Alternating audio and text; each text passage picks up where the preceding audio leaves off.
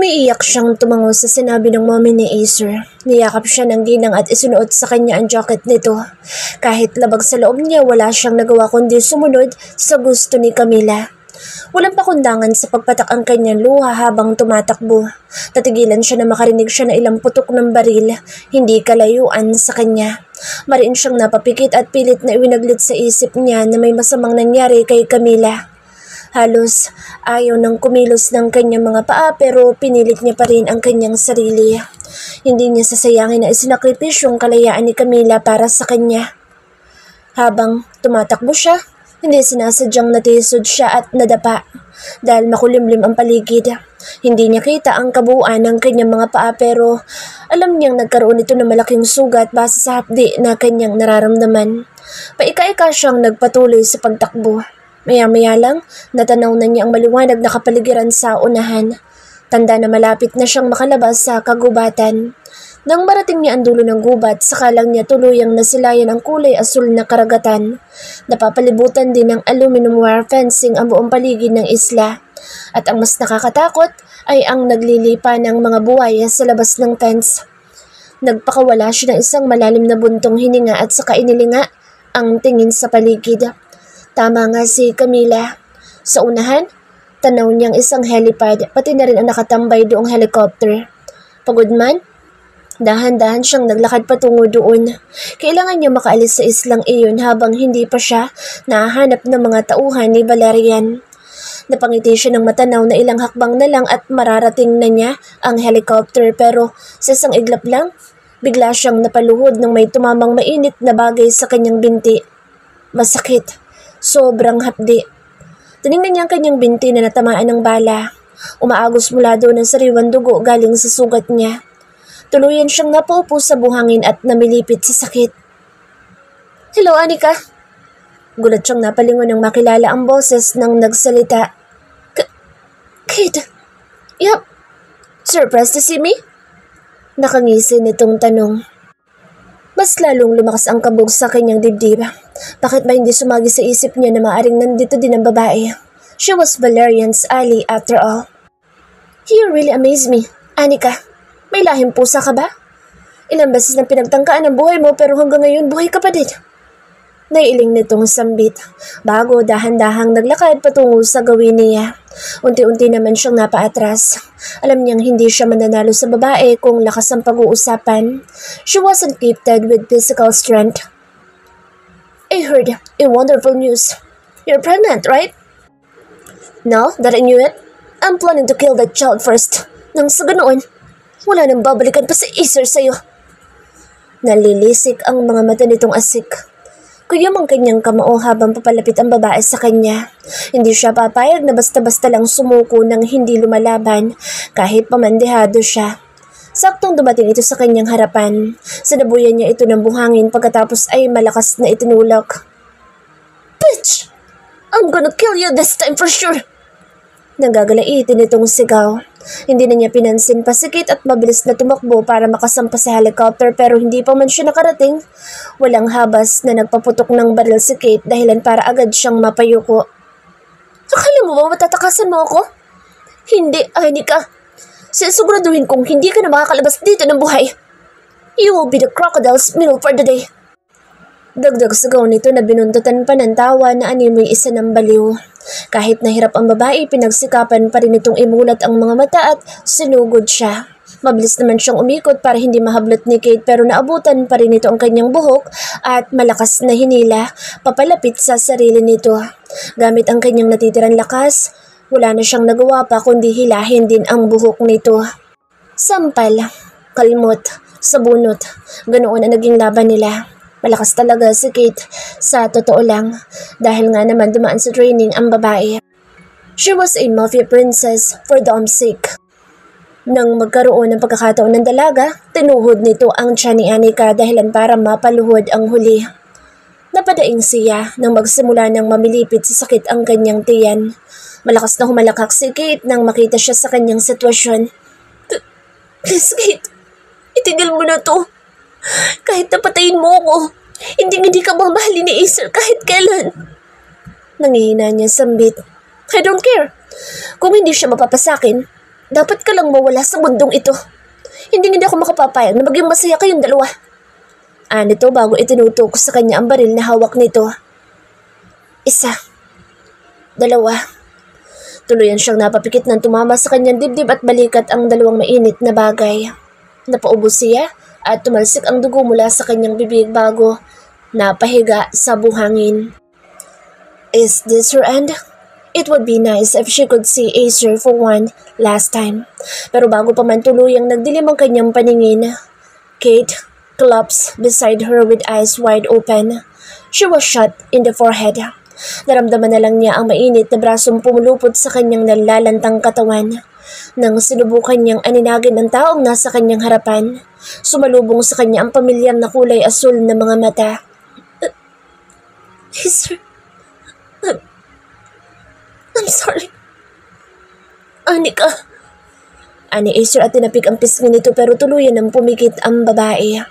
Nag-uunahan sa pagpatak ang kanyang mga luha habang yakap ang sariling asawa. I'm gonna get you out of here. Don't you dare die in me. Agapin mo. I'm sorry for your loss, Mr. Voldemort. Yun ang katagang paulit-ulit na naririnig ni Acer sa kanyang isip. Malungkot siyang napahilamos ng muka. Ikatatlong araw na mula nang sugurin nila ang hideout na pinagdalhan kay Anika. Masyado siyang nabigla sa kanyang mga nalaman. Everything seems so unreal. From the truth that Vincent isn't the real one, to the fact that his mother was alive and was hidden from him all throughout the years. Nakakuha ng kanyang atensyon na isang cup ng kape na ibinigay sa kanya ni Xandro. Speaking of him, ngayon, naaalala na niya na dati pala silang magkaibigan at magkababata noon. Their father are both close friends too, but the night of the massacre ended everything, and to his innocence and Valerian's manipulation, he pointed Mariano Moretti as the suspect. No wonder why Vincent didn't pursue the case and decided to take revenge with his own hands, using him and their position. Kasi hindi naman siya ang totoo niyang ama at wala namang dapat nabigyan ng hustisya. Ang nais lang nito ay angkinin ang lahat kahit pa ang kayamanan ng buong mundo. That selfish old man. Drink it, Voldemort. You need energy for your mom and your wife. Anito at pilit na ibinigay sa kanya ang cup. Thanks. Maikli niyang sagot. Anika was still unconscious while his mother is currently recovering. No words could explain the moment he saw her again. Everything felt like a dream, but upon discovering the truth, he paid a very expensive price that can't be bought with his money. His child. Their child became the expense for everything. Hindi niya mapapatawad ang taong nasa likod ng mga nangyari.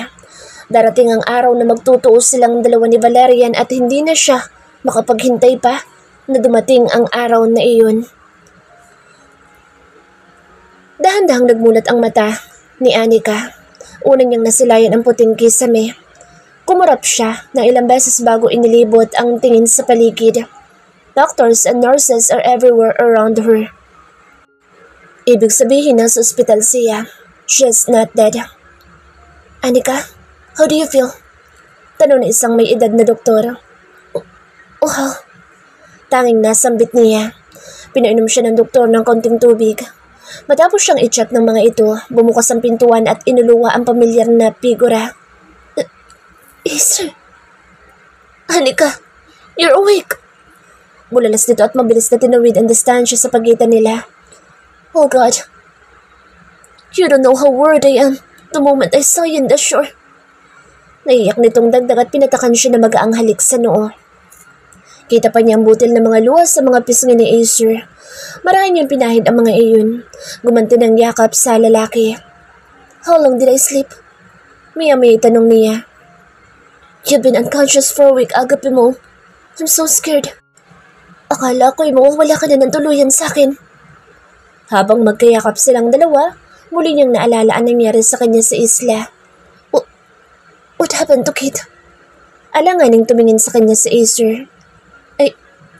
I shot her to death, agapi mo. Pagtatapat ng lalaki. Natutop niya ang kanyang bibig. Acer and Kate knew each other since then. Hindi niya aakalaing aabot sa puntong si Acer ang mismong tatapos sa buhay ng dalaga. Kahit papaano ay may pinagsamahan naman ang mga ito. What about our baby? Hindi sumagot si Acer bagkus ay umukulang ang lalaki. Nalukob ng kaba ang kanyang puso sa mga oras na iyon. Did something happen to her baby? Acer. Anya pero nanatili pa rin itong tahimik. Sinubukan niyang hulihin ang mga mata nito pero umiiwas sa kanya ang lalaki. Something is wrong. Answer me, Acer, please. Pagsusumamo niya. We lost the baby, Anika. Tila ba parang bombang sumabog ang mga katagang iyon sa kanyang pandinig. Para siyang mabibingi. Nahihirapan siyang huminga. Hinawakan niya ang kanyang dibdib at tahimik na umiyak. It was her fault. Dahil sa kapabayaan niya, naiwala niya ang anak nila. Wala siyang kwentang ina. Kasalanan ko lahat to. Ang tanga-tanga ko. Humihikbi niyang sambit. Kinabig naman siya ng yakap ni Acer at marahang hinaplos ang kanyang buhok. Shh. It's not your fault. Kung may dapat magsisihid sa mga nangyari, it's me. Hindi mangyayari ang lahat ng ito kung hindi ako dumating sa buhay mo. I have caused havoc ever since I came into your life, Anika. Your father, your peaceful life, your company, and now, our baby. She doesn't know what to do anymore. Masyado siyang naging kampante na hindi siya masasaktan ni Valerian gayong may isang Kate pa pala na nababaliw sa asawa niya. She is all to blame. Buong oras siyang umiyak sa bisig ni Acer. Hindi na nga niya namalayang nakatulugan na pala niya ang pag-iyak. They spent their day together in her room. Halos hindi na nga umaalis sa Acer sa tabi niya. Yes, they have lost their angel pero hindi ibig sabihin noon masisira na sila. Gagamitin nila iyong lakas para lumaban at bigyan ng katarungan ang lahat ng nangyari sa buhay nila. Habang nasa labas si Acer, pinulot niya ang remote control ng TV at ini-on iyon. Kabubukas niya lang nang bumungad sa kanya ang balita tungkol sa embezzlement ni Mr. Kasayuran ng malaking halaga sa kanyang kumpanya kasama ang anak nito na si Eden. Kuyom ang kanyang kamao habang nanonood ng balita. Kaya pala ganoon na lang ito kainteresado na kunin ang posisyon niya dahil nais nitong pagtakpan ang mga kasalanan nito. I'm sorry, I forgot to tell you about that guy. I already took care of them. Sa oras na maayos na lahat, you can reclaim your position in your own company. Ani Acer na hindi man lang niya namalayang nakapasok na pala sa kanyang silid. Marahan siyang umiti at niyakap ito nang makarating na sa kanyang kinauupan. Thank you, Acer. Don't mention it. Paparusahan ko ang lahat ng taong nanakit at nanamantala sa kahinaan mo. Agape, I can't let them trample you. Lalong-lalo na ang lalaki nag-set up sa iyo sa hotel. Galit nitong bigkas. You mean? Yes, the guy was Mr. Kasayuran's illegitimate son. Eden, together with Kate, set you up in that situation to destroy your name. Sila din ang nagpadala sa iyo ng box na may lamang patay na pusa. Dagdag pa ng lalaki. Thank you once again, Acer. By the way, nasan ang lalaki iyon? Nakulong na ba? No, I will take care of him myself before sending him to jail. Maangas pa nitong sagot. She doesn't like violence but having a husband like Acer doesn't bother her at all. Maybe because she loves him not just the good side of him, but all of his flaws too. Days had passed na maaari na siyang ma-discharge. Kasalukuyan silang palabas nang biglang bumukas ang pintuan ng silid at inuluwa ang humahangos na si Artemio. Tauhan pa rin pala ito ng asawa niya. Akala niya kakampi na ito ni Valerian. My lord, we already found Valerian's whereabouts. Naramdaman niya ang paninigas ng katawan ni Acer. Nag-angat siya ng tingin sa lalaki at kita niya ang paggalaw ng panga nito, tanda ng matinding galit. Hinawakan niya ang nakakuyom nitong kamao. Napabaling naman ang tingin nito sa kanya. Tipid siyang umiti sa asawa. I know that I can't prevent you from chasing his whereabouts but I'm just gonna ask you one thing. Anything, Agape mo. Whatever happens, please come back alive to me, Acer. Hihintayin kita. That night, Acer left the Philippines to Greece. Abot-abot ang kanyang kaba habang iniisip ang maaaring kahinatnan ng gagawin ni Acer. Kahit padala nito ang sarili nitong tauhan, kasama pa ang ibang kaibigan nitong may sarili ding organisasyon, hindi pa rin siya kampante. Napag-alaman niya ring sumama si Xandro kay Acer. Sino bang mag-aakalang matalik palang magkaibigan ng mga ito noong maliliit pa? Bumukas ang kanyang silid at pumasok ang kanyang mommy Feliz. Ilang araw matapos siyang magising, humingi ng tawad ang kanyang mommy sa lahat ng nasabi nito. Naintindihan naman niya ang pinanggagalingan ni Feliz kaya madali niya itong napatawad. Ayos ka lang ba, Anika? Tanong nito nang makalapit na sa kanya. Marahan siyang tumango. Her gunshot wounds are slowly healing. Kinakabahan po ako para kay Acer, Mom. Paano kung may masamang mangyari sa kanya? Paano kung hindi na siya makabalik sa akin ng buhay? Paano kung... Stop your negative thoughts, Anika. Acer will be alright. Alon ito sa kanya. Yumakap siya sa kanyang mommy para kahit papaano maibsan ang kanyang nararamdamang pag-aalala para sa asawa. Sana'y makauwi itong ligtas pabalik sa kanya. Acer was heading to their old mansion in Santorini, Greece. Ito ang mansyon kung saan nangyari ang massacre noong bata pa siya na ikinasawi ng mga tapat nilang tauhan kasama ang kanyang ama. His friends are following him pero hanggat maaari, ayaw niyang makialam ang mga ito. This fight was between the two of them kaya tatapusin niya itong mag-isa. Upon reaching near the mansion, waves of memories came flashing through his mind, lalong-lalo na nangyari ng gabing iyon. His mother was crying with trembling hands while asking him to hide. Naaalala na niya kung paano ilang ulit na pinagbabaril na lalaking kamukhang-kamukha ng daddy niya ang kanyang ama. He was very confused that time dahil wala naman siyang alam na may kakambal pala ang kanyang daddy. After that, he forgot all the important details of his life that fucked up everything. Tahimik silang nagmamasid sa di kalayuan. Masyadong maraming patay na dahon sa bakuran. Talagang inabandona na ang lugar na iyon sa matagal ng panahon. Sinisigurado muna niya kung ilan ang mga tauhan sa loob. Hindi siya pwedeng magpadalos-dalos. Nangako siya kay Anika na uuwi siya sa babae, buo at ligtas. Paparating na rin ang mga otoridad ng Greece. Sa dami ng kasalanang ginawa ni Valerian, wala na itong takas kahit saan man magpunta. Pinasok niya kasama ng mga tauhan niya ang loob ng mansyon. It was very silent. Pakaramdam niya may hindi tama sa kanyang nakikita. Tinahak niya ang daan paitaas habang ang iba ay nasa ibaba. Dahil matagal nang inabandon ang mansyon, masyado na itong maalikabok at nagmimistulan ng haunted house. Pag-akit niya sa dating silid ng kanilang mga magulang, nakaramdam siya ng isang presensya. Dala ng kanyang matalas na pandinig, eksaktong pagtapat niya, sa gitnang bahagi ng silid ay siya naman pagsara ng pintuan. Mabilis siyang lumingon at akmang babarilin ang sinuman pero mabilis din itong napatid ang kamay dahilan para tumilapon ang kanyang sandata. Nag-angat siya ng tingin at nakitang si Valerian ang nandoon. Sa galit niya, sinugod niya ang matandang lalaki pero kahit sa edad nito, malakas pa rin ito at magaling na makipaglaban. Well, bakit pa siya magtataka?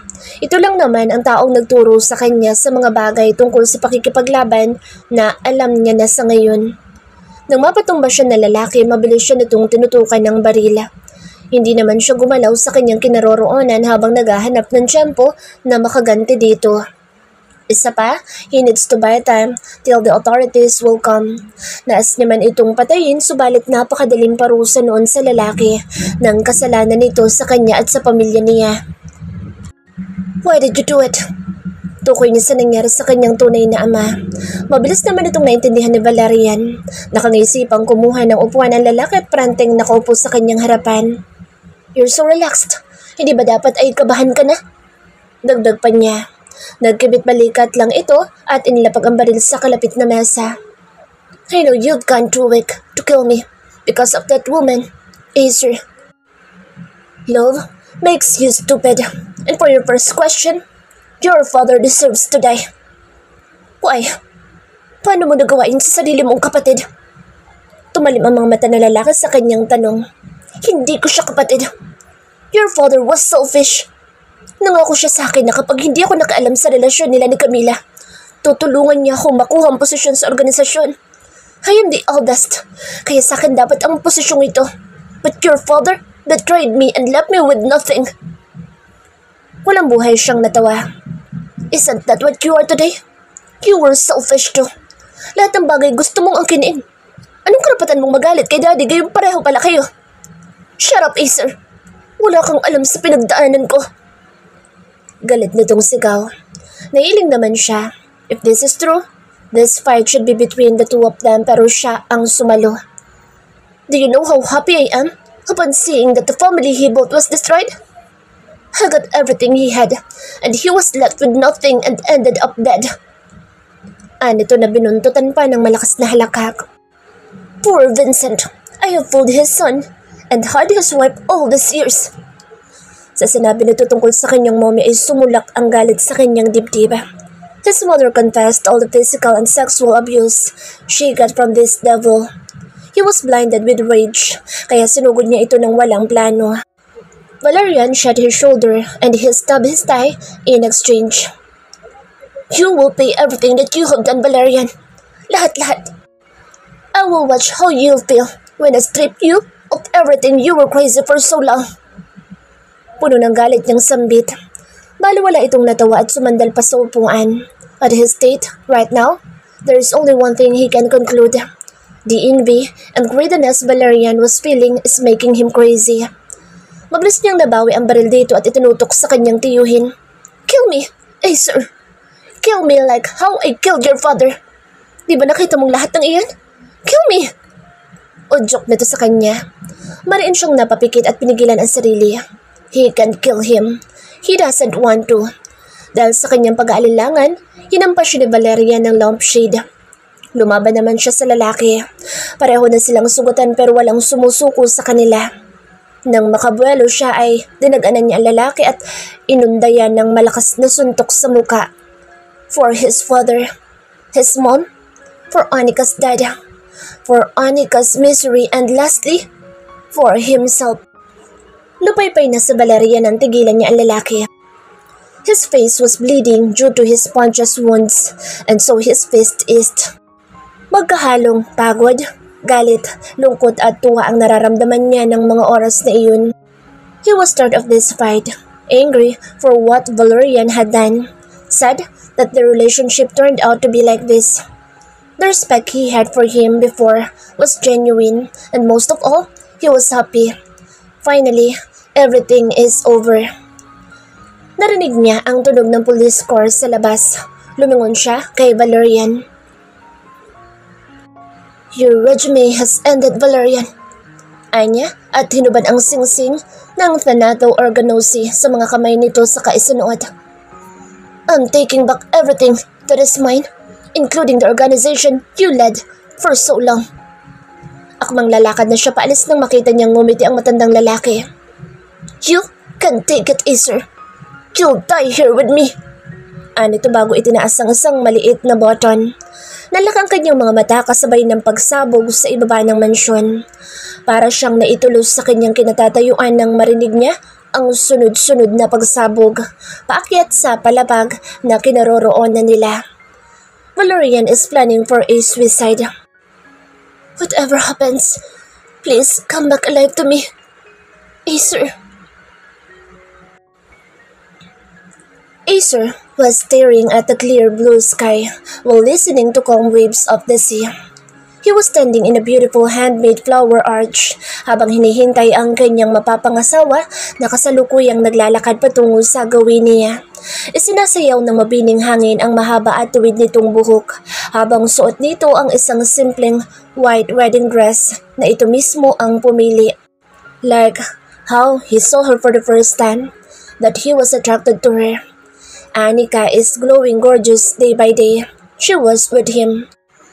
Today, they are going to get married again to the island where the love story started, the Isla Dominica. It's been 9 months since the incident in Santorini, Greece happened. Akala niya ng mga oras na iyon, hindi na siya makakaligtas pa sa kamatayan. Luckily, he managed to jump in the near window and broke the glass wall using his body before the full explosion of the whole mansion, which injured his left shoulder and leg. Natupok ng bomba ang buong mansion. Valerian died together with a lot of his men left inside. Naging kampante siya at inakalang hindi nito papatayin ang sarili but he was wrong. Valerian set up a bomb underneath to kill both of them. Sa ngayon magaling na ang kanyang binti pero sumasailalim pa rin siya sa therapy. The Vice President took over the position that Valerian left as what they have planned in the first place. Habang papalapit si Annika sa kanya, hindi niya maiwasang mapaluha kasama ng malakas na tibok ng kanyang puso. Who would have thought that a monster like him would fall in love head over heels with a brave, stubborn and independent woman like her? The fact na tumakas pa ito noon para lang hindi maikasal sa kanya. Nang makarating si Annika sa tapat niya, tinapik ni Xandro ang kanyang balikat para pukawin ang atensyon niya. Yes, Xandro became his best man in his second wedding. Pambawi na rin niya sa ilang taong pagkalimot niya dito at sa kabutihan ito ipinakita sa asawa niya. Hey, mahinang anas ni Annika. Matamis siyang ngumiti at hinaplos ang mamula-mula nitong pisngi na nasisikatan ng panghapong araw. You're so beautiful. Agape mo. Anya habang pinapasadahan ang kabuuan ng babae. You're so handsome too, Mr. Valdemar. Kanti nito. Hey, are you two going to get married o maglalandian pa kayo dyan? Biglang sabat ni Ray na ikinatawa nila at maging ng mga bisita. Annika, look around the venue. Naririto lahat ng mga taong importante sa kanya. Dahil hindi pa magaling si Wilma, si Mira ang pansamantalang pumalit na maid of honor sa kasal nilang ito. But still, Wilma did attend. Yun nga lang wala itong maalala na kahit sino man sa kanila. Nandito din si Namang Ben, Aling Tasha, Ryan, Lian at ang iba pang naging kaislan niya dati noong naglaya siya sa kanila. Ryan and Lian already asked for forgiveness about what happened in the past. Magkatabi din ang kanyang Mommy Phyllis at Mommy Camila na ngayon ay parang mag-bestie na. Pansin niyang kung saan-saan nalang gumagala ang dalawa. Maybe Mommy Camila is savoring the time now that she's finally free from Valerian. She looked at Xandro who played as their best man. May ngiti sa mga labi nito habang nakatitig sa kanya. It's just sad that si Mira wasn't here with him. Hindi niya alam kung maayos na ba ang samahan ng dalawa. Xandro doesn't wanna talk about it either. Bago pa man sila nagpasyang magpakasal muli ni Acer, kinausap na niya ang lalaki tungkol sa nararamdaman nito para sa kanya. Xandro was too good for her. Hindi naging problema sa kanilang dalawa ang pagmamahal nito sa kanya. They decided to stay as friends and clear the air between them. Let's go.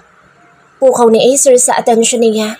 Ngumiti siya at hinigpitan ng hawak sa kamay ng lalaki. Alam niya ang pogi ito pero parang mas tumobli yata sa araw-araw niya itong nakikita.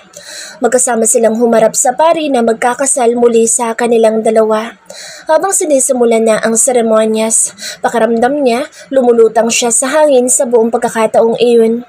Humarap sa kanya si Acer at marahang pinisil ang kanyang mga kamay bago isinuot ang pangalawang singsing sa kanilang kasal. It was a very simple white gold ring with very tiny diamonds around it. Si Acer mismo ang pumili ng disenyong iyon. I know that we already married once, Agape mo, but I want to marry you again today, now that we are vocal of our feelings for each other. I, Acer Voldemort, take you to be my lovely wedded wife, in sickness and in health, for richer or for poorer. I vow this day ahead until the end of my life to love you forever. You and only you. I love you so much, my love. Hindi na niya napigilan pa ang tuluyang pagpatak ng kanyang mga luha habang isinusuot niya ang singsing sa kamay ni Acer. Marami mang pagsubok na dumaan sa buhay nila. They still end up together at kung may dadating pa man sa hinaharap, lalaban silang magkasama. Hey, stop crying, Agape mo. Baka akalain nila na napilitan ka lang napakasalan ako. Anito kaya umani ito ng mahinang hampas sa dibdib mula sa kanya. Loko ka ha. Nakasimangot niyang turan dahilan para magtawanan ulit ang kanilang mga bisita. Acer, take this ring as a sign of my everlasting love for you, in sickness and in health, for richer or for poorer. My love for you will still remain. I vow this day onwards to stay by your side, no matter what challenges we may face in the future. I vowed to be your other half as you can rely on me and I can to you. I love you so much, my mafia husband. Puno ng pagmamahal niyang sambit. Now, I pronounce you husband and wife. You may now kiss the bride. Ani ng pari. Marahang iniangat ni Acer ang kanyang baba. May nakapaskil na mapaglarong ngisi sa mga labi nito. Are you ready for our honeymoon tonight? Always, Mr. Voldemort. Mapang-akit niyang sagot. Sinakop ni Acer ang kanyang labi at binigyan siya ng masuyok at banayad na halik. Ramdam niya ang labis at ang malakas na kabog ng kanyang dibdib habang hinahalikan siya ng asawa. Nang maghiwalay na ang labi nilang dalawa, kita niya ang nag-aapoy na pagnanasa sa mga mata ni Acer. Nakangiti silang humarap sa mga bisitang nandoon. Ngayon nilang din nakita ang mga nagwagwapuhan at matatangkad na kaibigan ng asawa. Halos lahat sa mga ito ay nasa business world din. Ang iba sa mga ito ay mafia, boss din gaya ng asawa niya. Hindi mo naman nasabi na marami ka palang gwapo mga kaibigan? Biro niya. Agad na sumimangot ang mukha ni Acer sa kanyang sinabi. Should I send them back to the city right away? Ayokong mahumaling ka sa kanila. Dapat sa akin lang. Sus, kala mo naman kaya kitang palitan. Anya sabay kurot sa tagiliran nito. Ayos lang ba sa'yo na mananatiling isang mafia boss ang asawa mo? I can stop if you want me to. Aga pa mo. Marahan nitong wika. Napangiti siya sapagkat nakikiliti siya sa hininga nito sa kanyang likod ng tenga. Kung para sa proteksyon natin iyon, walang problema sa akin, Acer. Alam kong marami na ang mga magtatangka sa buhay natin ngayong ikaw na ang bagong boss ng organisasyon mo pero please, iwasan mo ang drugs at human trafficking hanggat maaari, Acer. Naramdaman niyang kinintalan siya ng halik ni Acer sa tuktok ng kanyang ulo. Anything you want, agape mo. Susundin ko. Muli siyang napangiti. Now, she is no longer the billionaire's runaway heiress, but the mafia boss wife.